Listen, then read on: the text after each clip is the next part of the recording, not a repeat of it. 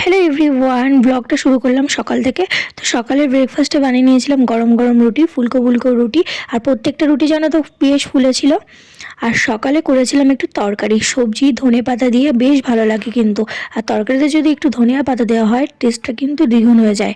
আর আজকে তো রবিবার, তো সবজি টবজি কিন্তু কেটে নিলাম। তো রান্না করলেই তো হবে না, সবজি টবজিও তো কেটে নিতে হবে, তাই না?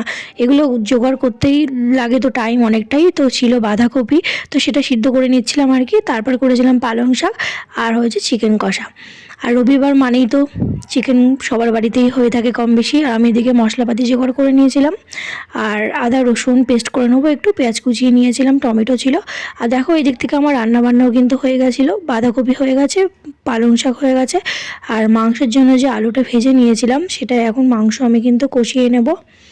তো সমস্ত কিন্তু রান্নাবান্না কিন্তু কমপ্লিট হয়ে গেছে। এরপর কিন্তু চলে আসি আমার জামাকাপড় গোছানো। তো এই জামাকাপড় গোছানো আর বিছানা গোছানো, এটা যদি এলোমেলো থাকে একদম কিন্তু ভালো থাকে না। আমার মতন কে কে